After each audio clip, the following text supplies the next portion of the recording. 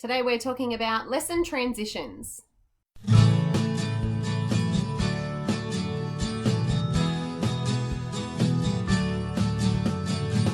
Hi everyone, welcome to Talk and Chalk. I'm Beck. Today I'm going to talk about the two different types of transitions you're going to have in your classroom. Before I get into it today though, I'm going to remind everyone, if you want to subscribe, all the links and everything are below. The red subscribe button is there. If you're not watching this in YouTube, you'll need to open this up into YouTube to see the links to my Facebook, Twitter, Insta, etc, etc. Let's get into it though. I want to make this a quick one because this week I'm off to Melbourne. I'm presenting at Future Schools Expo, so if you're there, please come over, say hello. I'd love to have a chat with you. I've got my trusty notebook today with my notes as usual, so if I look down, I'm not ignoring you. So to me, I see lesson transitions as two main things. There's lesson transitions as in from one lesson to another, like you're changing subjects. And then there's transitions that happen within a lesson as well. So I'm going to go through both of those today and just share with you some of the strategies that I use, things that I think work, and the reasons why we do these things. Keeping in mind, I'm not an expert on these things. I haven't studied this or anything. This is just based on my experiences over my years of teaching and being an executive, and the experiences of those people around me that I supervise and support as well. So ideally, really we all need prep time when it comes to changing from one thing to another. We don't really like it when things are sprung on us, and some people handle that better than others, but ideally just that, hang on a second, I'm not finished, I'm not ready, can then affect what you do next and how well you can do the next thing. So we want to make sure we prep our kids for this. So I just always follow the countdown rule. So whether it's having the clock up on the board, a timer, a counter, or me just verbally saying, you've got 10 minutes left, you've got 5 minutes left, you've got 2 minutes left now. And just to keep that reminder going, because otherwise you get into the zone, you forget what you're doing, and all of a sudden, oh my God, we're finished.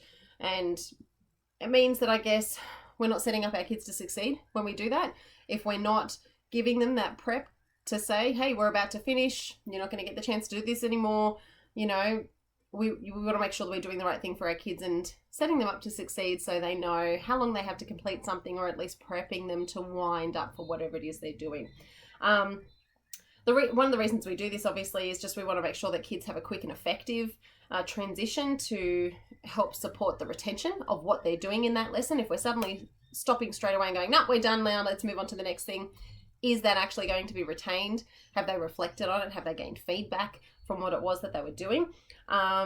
And then we want to make sure that they're focusing when they go into the next activity, the next lesson or task or whatever it is that they're doing, so that they can engage in the new content that's being presented to them, regardless of what the transfer was. So let's talk about lesson transitions within a lesson. So within a lesson, you'll go from your introduction or your warm-up activity to then possibly a whole class activity, independent activity, and then you'll move on to, concluding that lesson, preferably with some kind of constructive feedback activity or reflection on what it is that you've done. So transitioning throughout that can be difficult for some of our kids if they don't actually know that's what we're doing. If we're doing something on the floor all together and then we're sending them off to do something else, are they connecting that it's related to what you guys did together on the floor or what that warm-up was, or did it feel just like a random game that you guys did? So just being able to make that connectivity between what it is that they're doing, text connections, we're trying to build those connections. We need to build those connections as well between what we're actually doing in the class with the kids and then what we're sending them off to do, possibly independently.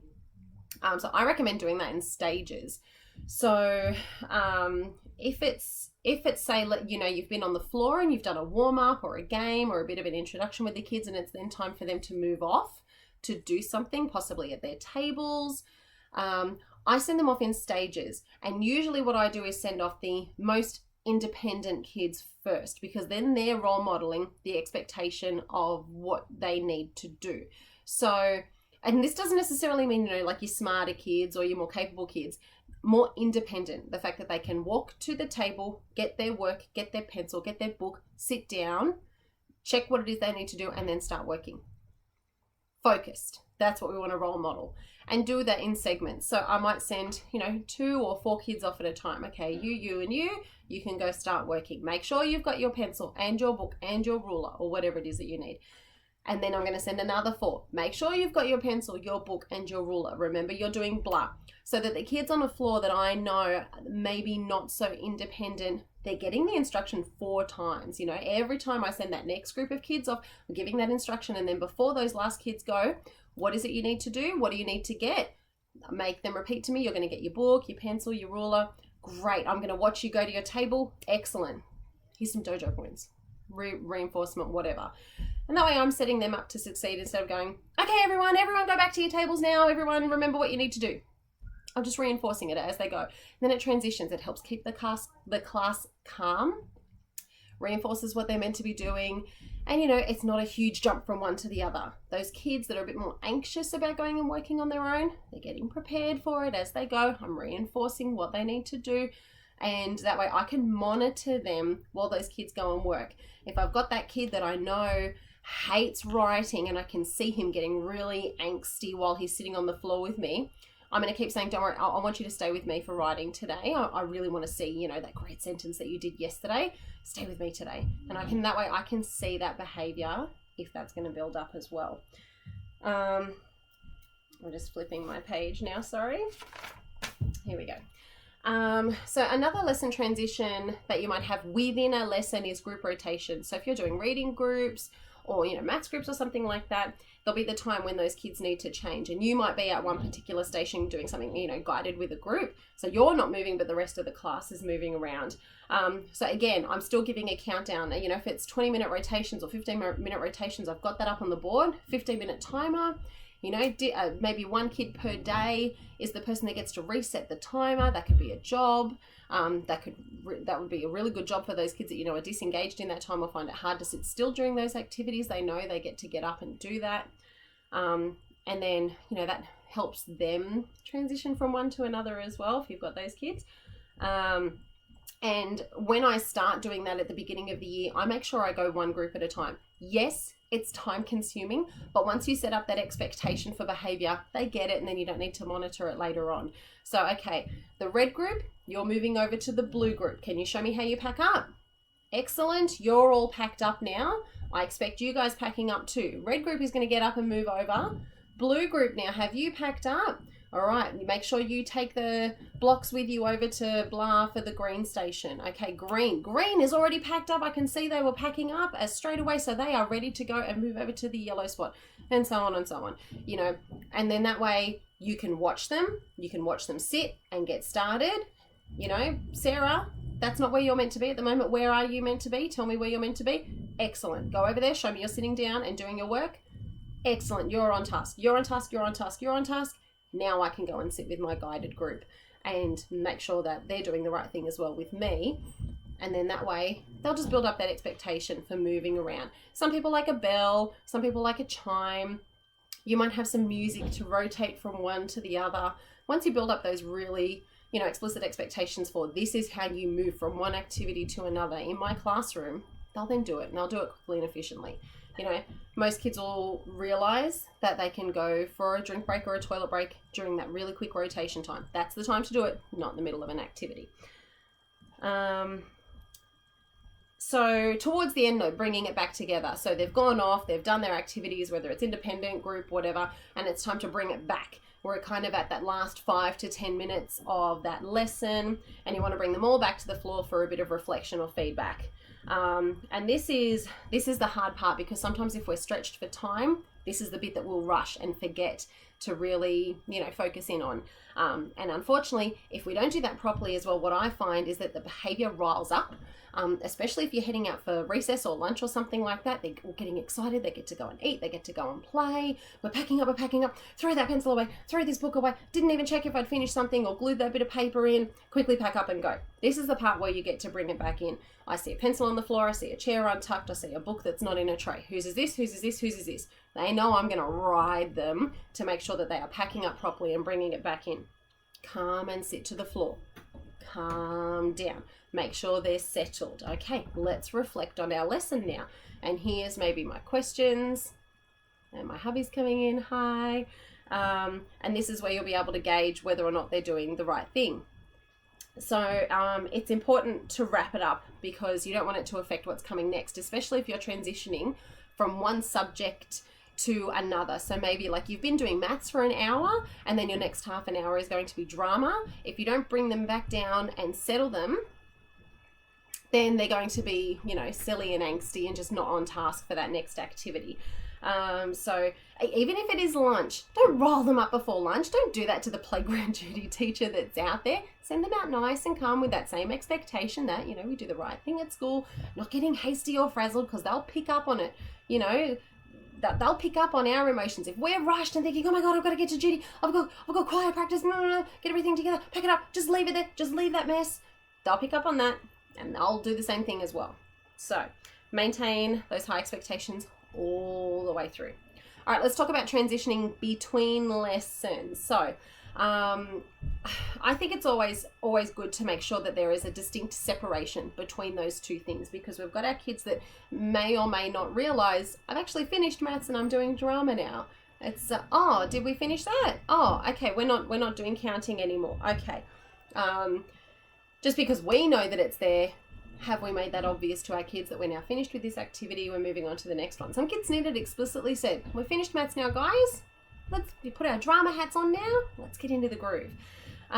So a good way to do this, obviously, is you can use visuals. So visual timetable on the board, you know, using things like Boardmaker or PEX, or even just having the words written out in your class timetable for the day. You know, putting a finish sign or taking it off when you've done the activity, or giving it a tick, something like that. Kids will know where you're up to during the day, especially those kids that, you know, that feel the stress build during the day. If they know we're getting through things and completing things, I might calm that down a little bit. So good examples of this are, you know, singing a song, having a dance off, playing a game. Don't underestimate the absolute brilliance that is the run around the field for 2 minutes. You know, have some fruit break in the morning. I think something physical is always beneficial. Go Noodle is one of the best resources you will ever have, and it's free. So if you haven't checked it out, just Google Go Noodle, G-O, Noodle. It's a free website. You sign up, and it's got all of these like channels, I guess you call them. So you log in, you can create a little avatar for your class that's like based on these little monsters, critters, and the character will grow the more activities that you do in Go Noodle. So as you do an activity or a song or a dance or something, he gets muscles and he grows and he changes to and then you get through all the levels, and that's when you finalize that monster. I think it's like 10 levels or something you get through before he's final, and then you can pick different ones as you keep going through.